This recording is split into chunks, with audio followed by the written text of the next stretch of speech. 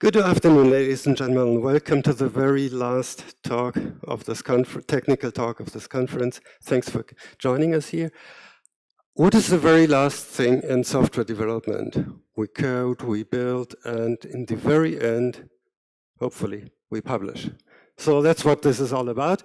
And my name is Stephan Herrmann. I work for JDT, but this is not a JDT talk.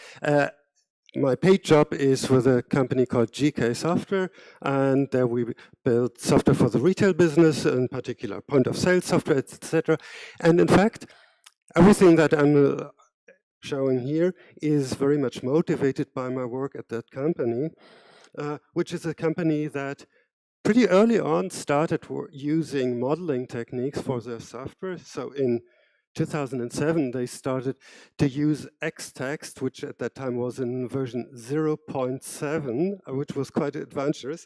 And of course, people were amazed how much code they could generate out of these models. So there were a lot of code generators, and the application builds were Maven builds. So they had to invoke these code generators for Maven builds. And at that point of time, the state of the art was to invoke a Maven plugin called Fornex, which was kind of voodoo to use. And the dependency management of that plugin, the way it was handled in our company was no management. It was dependency cargo cult, which means you just push lots and lots and lots of artifacts into the company nexus, hoping this is enough, and then you add the same amount of dependencies to your plugin invocation, just hoping that this is all, because none of these plugins had a reasonable POM, so they did not know about their transitive dependencies. And well, of course, if you build with this kind of model, your builds are sometimes broken, sometimes they're broken because of things that are outside your own control. And things actually aggravated in the very moment when the DSL-based, the modeling-based approach became more and more popular and more invasive into the application. So the success of that approach was a problem because builds were breaking more frequently because of these problems. And upgrading the tooling to a new version of Xtext or a new version of EMF became a pure nightmare. And this was very bad advertising for our modeling approach, and it created a lot of angst in our company. People were really afraid of this Eclipse technology because this was alien to what application development was doing. And basically, the hidden agenda in this talk is, this is a plea against xenophobia, where this kind of fear appears if there's two different communities with different habits that speak about each other, but not with each other. And the two communities obviously being the Eclipse community with our nice OSGi world and the plain Maven world, which does not have all these luxuries. So when I say Maven, I mean Maven without Taika, without P2, without anything, the plain Maven stuff. So this is the motivation for this talk. The terminology of this talk, as the title alludes, deals a lot about artifacts. What is an artifact? Is it a bundle? Or do we call it a plugin? Or is it a module? Or maybe even a module.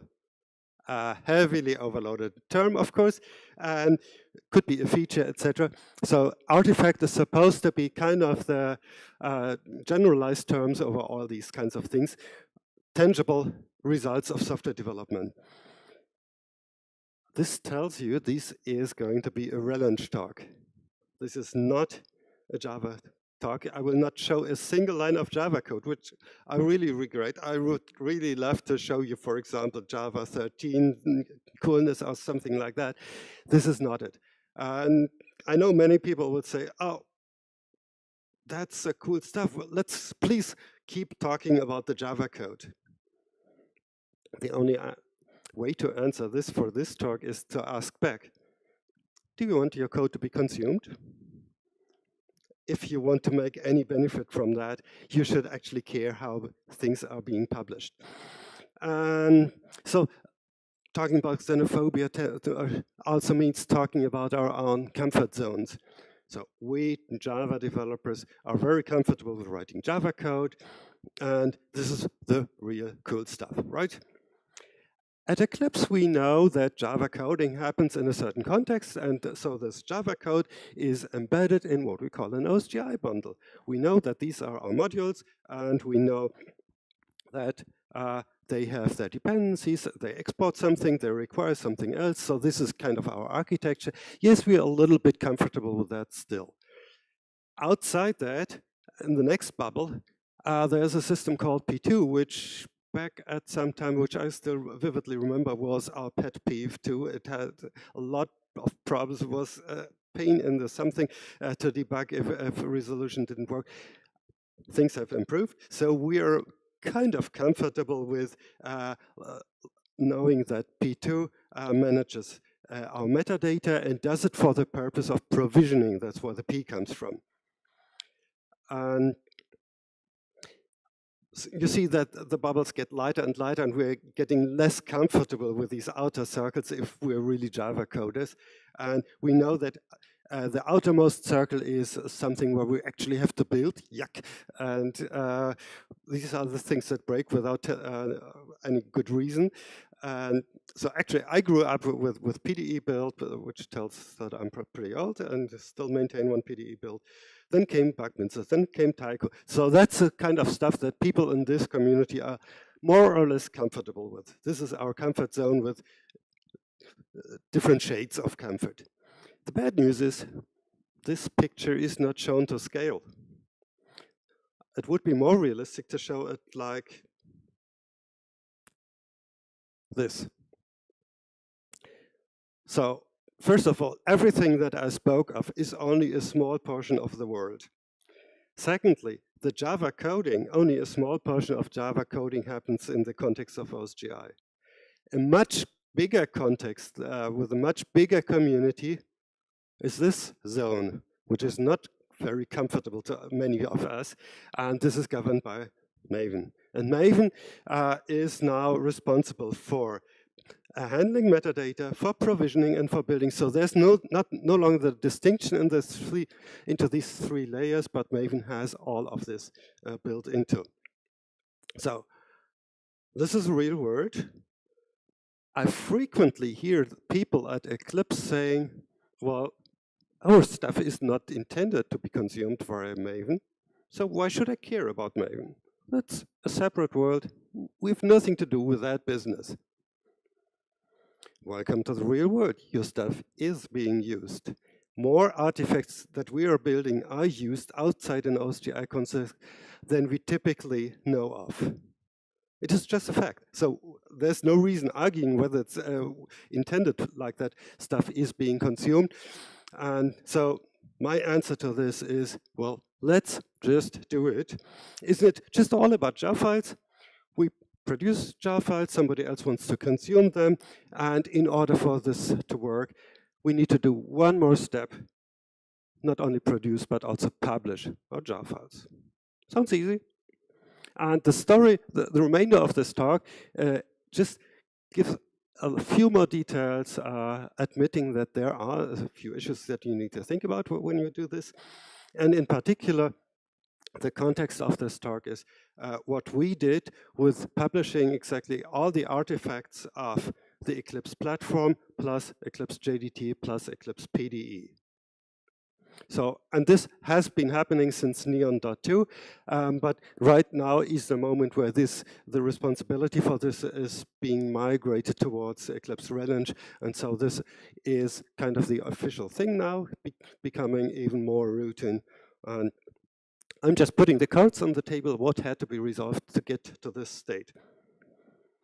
First, what is the extent? How many artifacts and which artifacts exactly do we want to publish? This was fairly easy. Each Eclipse I build, release build, whatever build, produces one big P2 repository. Let's just grab that P2 repository, which is the output of our normal build, and let's do a little bit of filtering. For example, it contains as artifacts the Eclipse features. an Eclipse feature does not have a mapping into the Maven world, so let's just delete them from that repository. And then we have all these test bundles in our repository. I kind of doubt that these are useful in a Maven context. So let's just, for now, delete them from the repository. And if by this deletion some other stuff becomes unreachable, let's just remove that too, a little GC. But this is really easy stuff. Let's consider this problem solved. Let's get a little closer to interesting topics. What are the coordinates of artifacts? How do I identify uniquely, unambiguously identify an artifact? And going to Maven, we need to speak, of course, about names and versions. But looking at names, whoops, there's a little mismatch. In OSGi world, we only have one nice symbolic, bundle symbolic name, and it's uniquely, globally unique. And in Maven, I'm forced to provide two names, an artifact ID and a group ID. So after a lot of discussion, the solution we came up with is that it should be customary to use the full bundle symbolic name as the artifact ID, which means the group ID is redundant, and so we were free to choose something, and we kind of associated group IDs with projects, which most of the time corresponds to the first three segments of the qualified, the bundle symbolic name. But with the exception that Eclipse platform is not the prefix of all those bundles. So this is an artificial name subsuming Eclipse core, Equinox, etc. So several of these. Why is this important? For example, JDT core has been published to Maven Central since ages. And if you search Maven Central for the artifact Eclipse JDT core, what does it show? It shows several artifacts, a lot of artifacts actually. And so many people have been publishing this same jar file to Maven Central, just under different group IDs. And I mean, you can never have two of these at the same time on your class path, right? So there's a lot of confusion behind this, and the message here is that the group ID must really be owned, controlled by the project that creates that stuff. I showed you the rules, and this, moving forward, these will be the three group IDs that the Eclipse project is publishing into. Okay, something you had to consider, not really complex stuff. Let's get a little more serious still. Versions. Oops. No, I'm not talking about JPMS. I'm just talking about, only talking about OSGi versions versus Maven versions. Bad enough. And I want to split this topic into what is the syntax of versions and what are the rules for matching. These are kind of interrelated, but let's first just speak about the syntax. OSGi world, everything is easy, 4-part versions with 3 dots in between, and we know exactly what it means. Maven is better. Maven is a lot better because it can understand versions. Some of them have a very specific meaning and can be parsed and can be interpreted, and everything else is still a version. It's a string, and comparison between versions will be just a string comparison. Ouch. So, with regard to matching, let me tell you a story that in a very similar way actually happened in my job. We have an application that depends on an artifact, Eclipse core runtime, with these coordinates, version 1.3.2.3. It's not the exact thing, but very similar. We have a Maven repository that has this artifact, same group ID, same artifact ID, and a version 1.2.3, .v2014, blah, blah, blah. It resolved, build is fine. Build is fine next week, build is fine the week after, probably on a Friday afternoon, this happens. Another repository, which is visible to our build, has the same artifact. Guess what happens? Our build can see both these repositories. Anybody has a guess? What happens? Which one is it going to pick? Worse. None. In this situation, that dependency is unresolvable. At least, I should add a disclaimer. I cannot claim that this will be true for every Maven version, because the semantics of version, of course, change between Maven versions. Not only major versions, but also minor versions have a change in the semantics of how versions are interpreted. Result here was that just by the appearance of a copy of the same artifact on some repository that was visible to our build was dead. This was the moment where I was really reconsidering my choice of job. There's lots of jobs that don't have this kind of problem. Why am I punished? What's my sin that I'm punished having to solve this kind of thing? So the message, oh, did you see the difference? Exactly. It's, the way of interpretation is completely different, and it's appeared like one part of Maven preferred the one artifact, and another part of Maven seemed to prefer the other one, and so they just couldn't agree. So the difference is just one dot versus dash here. So if we want to publish something, and if we know that Maven is very fragile in this interpretation of versions, we can either say, let's just stay away from Maven, or answering the plea against xenophobia. If somebody doesn't understand you, be nice to him.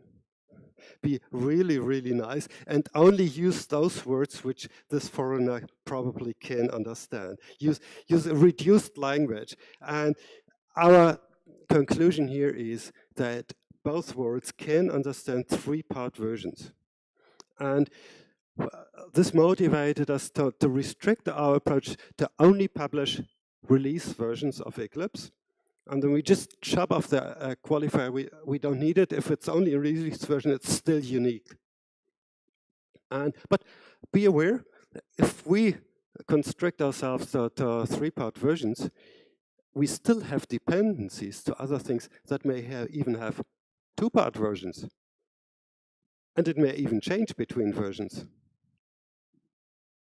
So if I do an automatic mapping of version numbers, Eclipse plugin depends on JUnit 4.8.0. It will not be found on Maven Central.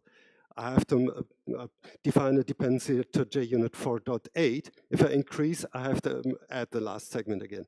So we have to really be aware of this. But if we're nice to Maven, it can actually consume these artifacts if they are properly mapped into their system of coordinates. For the reasons above, I did not yet address any snapshot versions. It could be a future extension of this approach, but to be really on the safe side, only releases is the best we could do for now. So never publish any artifacts with versions which are not clear for that target system. Still, adding a little more complexity, moving from just versions to dependencies, which of course are version dependencies. And in the Eclipse world, I think most people can agree that dependencies, that we should follow two rules. The client has a dependency with a version range that applies semantic versioning. And then somebody who wants to build an application, who wants a reproducible build, uses something like a target platform to freeze, to exactly pin all the versions of all the artifacts involved. And so you're sure you will always get the same thing if you build that application. And for the target platform in Eclipse, we have some different means of expressing a target platform. Surprisingly, not every Maven expert knows that they can do pretty much the same also in Maven. And one approach to doing this is to define a dedicated POM which only has a dependency management, and then wherever you use that chunk of software, import into your application POM this dependencies POM in scope import. And so that pretty much simulates what we call a target platform also in the Maven world. Still, if you're talking to a diehard Maven guru, they will tell you version ranges are bad. So I spent hours and hours and hours in explaining, but I think with this additional information, how they can freeze versions also for the application build, we should be able to convince them that it's cool to have the flexibility at the library, which needs to be reusable in lots of different contexts, and to have this reproducibility of our builds. Please don't give up if your local Maven guru tells you version ranges are bad. It may need some iterations of explaining. OSGi has a few more interesting things which we can use to define dependencies. For example, ring capabilities and filters. And these are things that don't have any mapping into Maven. And one prominent example in the Eclipse platform is, of course, fragments.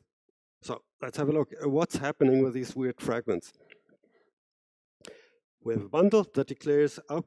So this is Eclipse with Eclipse Extensible API. It's true, that is the host bundle. And then lots of fragments are declared which say, my fragment hosts are Eclipse SWT. And oh, by the way, here is a platform filter. And the idea, of course, is that clients only have a dependency on the platform-independent SWT, and then they hope that under the covers, the correct platform-dependent fragment will be added to your application. Smooth and easy. Moving one step further, even P2 more or less has the same information as we had in the manifest. So capabilities are expressed with the namespaces like I'm providing a Java package, etc., etc. What's interesting is that the filter in the fragment actually shows up literally as it was in manifest. What is a little bit surprising is that we have an additional requirement also in the host, which did not show up in the manifest. This is an artifact created by P2, where it creates a reverse dependency and lists all the different platforms with their corresponding filter. So these are conditional requirements. And so that's how P2 encodes the same thing. Not possible in Maven. What do? I came up with something which admittedly is not standard Maven, but it works. And it fulfills more than a typical Maven guru would achieve. I create these palms where we have the bidirectional dependencies, which mostly look like what we also had in the P2 metadata. We don't have the filter here, but we have something that is not quite standard, to have a variable or a property expression inside a dependency. How does it work? Typically, if people in a plain Maven project would include SWT, they would have a requirement on the platform-specific jar file. Okay, they can do that. They can continue to do what they did. And then we have the dependency also on the fragment host. Some of the fragment hosts have additional code, so it's relevant. In this case, it doesn't, but it doesn't hurt. Maven will answer with a tiny little, I don't understand this. You didn't tell me what is OSGi platform. So I cannot really understand it, but it's, in the end, it's only a warning. So it cannot resolve the transitive dependencies because of this. So two options. You either accept that as a warning and just go ahead, or surprisingly to me, Maven users tend to be more comfortable with adding an exclusion, saying, yes, I want the dependency to the platform-dependent SWT, but from its transitive dependencies, I want to exclude the original SWT. It works. Mm-hmm.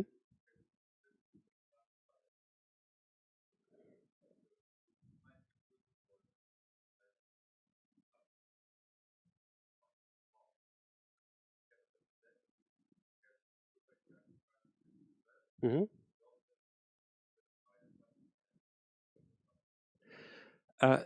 It could be perhaps a more intuitively way to write it. Still, you have the problem, how do you select which classifier you pull into? And that's more the point of contention rather than, so this approach has an advantage. It just uses the original artifact names unmodified. We can discuss whether that improves the situation to use classifiers. I think I did a few experiments, but not sure about the conclusion. So this approach, which is pretty close to what people have been doing for years, works, but it's not the recommended way. The recommended way is to do better than that. The recommended way is to have a dependency only on the platform-independent artifact. So, and consider, this is not an application, but it's a library. A library should never nail down its dependency to one platform. So we want to have a dependency only on the platform independent thing, which then should pull in the correct platform in the platform dependent fragment, and then the back dependency doesn't hurt because we have that already in our class. But question, how do we do the selection? And the easiest possible answer is just when you build, decide, I want to build for Linux. And this is how I do it.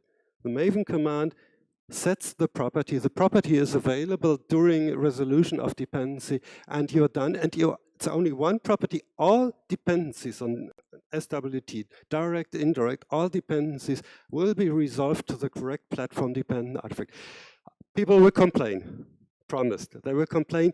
Maven invocation should never require any very specific arguments. I would argue this is proper use of command line arguments to select your target platform. But if they insist, there's actually a solution which most Maven users will not know. You can use this file. What's that? .mvn/maven.config. Let's look up the documentation, the official documentation of this file, this directory and file. The official documentation reads, located within the project's top-level folder, the files maven.config and extensions.xml contain project-specific configuration for running Maven. What syntax? What precedence? How is conflict resolution? What's the sequence of evaluating the order of evaluating things? Unspecified. But it works, and that's the good news. You can. So if you want to restrict your application inside Git or whatever source code you have to one specific platform, you can still just in one location select, I want to build for this specific platform, no longer need to mention it on the command line, and then all builds in this project will be targeting this specific platform. So that's the best I could achieve, and the code doesn't mention platform. The POMs don't mention the platform. I think this is a great achievement. I have to hurry a little bit about, so this was the most tricky part to solve, and I'm open to further ideas how to still improve that. There's some kind of boring stuff we still needed to do, because there's more rules which are enforced by, for example, the Sonatype open source software repository hosting, which is one of the gateways towards Maven Central. And in order to push software this way, you have to fulfill certain criteria, and there's a lot of metadata that is required. Some is specific for an artifact, some is constant for all the artifacts. For example, EPL has to be mentioned in metadata, etc. Some metadata may be specific for the project. And so just to give you an example of what additional data we had to add into the generated POMs, only the orange part is the one that we actually get from the P2 repository. Most everything else is then added later on, but not really a problem. Put a tick mark on this. Still more needs to be done. We need to add more artifacts to our upload, because in Maven Central, every code artifact also has to have a Javadoc artifact and a source artifact. The Javadoc artifact, we're kind of in an awkward situation because in Eclipse, at least the Eclipse project has doc bundles for all the code, for all our API. But those bundles are not structured in the same way as the code itself. So it turned out that the rules can actually be somehow be fulfilled by just on the fly generating a .java.jar file, which only contains a README file. Oh, by the way, we have documentation, just look into that bundle. Well, they are happy with that. Kind of ad hoc solution, but it's good enough for now. For source bundles, when I started this, we noticed that a lot of Eclipse plugins did not yet publish their source bundles. We've been filing bugs and they have fixed their build processes. Only one culprit is left that still doesn't produce these source bundles, but we can create these source bundles on the fly during our publishing process.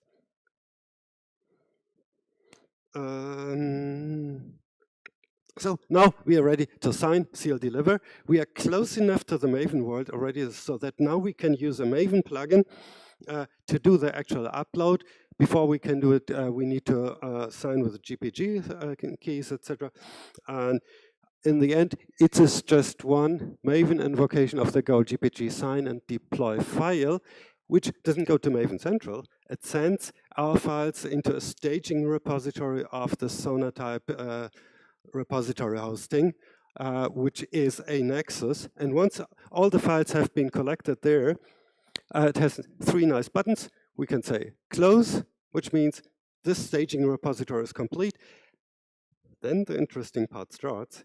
They will run all their validation, and they will just stop the process if they find one missing Java doctor thing or if some metadata is not correct. So that's validation that is offered by Sonatype. If everything is fine, we can release, which means now it's really pushed to Maven Central, and then the staging repository will be dropped. Let me quickly wrap up what we did by mapping the different steps to the tooling that we use. The first step, just removing a few things, is simple bash scripts, don't need to mention about. The mapping of coordinates into the correct group ID, etc., is done by the CBI aggregator, which is also the tool that creates the SymRel aggregated repository. And so it maps into group IDs. It also maps the version format to what we expect, and we have I added exactly for this purpose some regular expression mapping facility to that aggregator. I also added the capability to generate these POMs for fragments exactly as I had shown previously. Then for adding this metadata, I currently use just a little Java program that is not rocket science, not worth showing here. And then finally, more bash scripts, and finally a Maven invocation, and we're done. And there is some things where I see room for improvement in this tool chain, basically for the purpose of making this approach still more general, more generic, and I'm putting these tools on the table so that if, for example, the simultaneous release train thinks it is worth to define a subset of the simultaneous release who would also want a coordinated publishing to Maven Central, I think this could be reasonable with this toolchain if we do just a few modifications. First of all, some of the bash script things should probably be replaced. For example, the selection of what to publish could be part of the aggregation model to explicitly enumerate what you want to publish. More importantly, we also may want to also add the capability to generate snapshot versions, which Maven actually recognizes as snapshot versions. And finally, all the additional metadata would, from my point of view, have a perfect place in the aggregation model as additional information for each contribution that you're contributing to SymRel, and then just say, okay, I have this license, I have these contributors, I have this Git location, etc., right in that contribution. So we did it. I'm sorry, I should have put some URLs for you to follow up and look and discuss this in bugs. We have a wiki page on this, But this concludes my presentation, and this concludes the technical part of EclipseCon Europe 2018. And please, not only for this session, also the others, vote. And I'm ready, available for a few questions, although you may have to catch me after the official part has been closed. Thank you.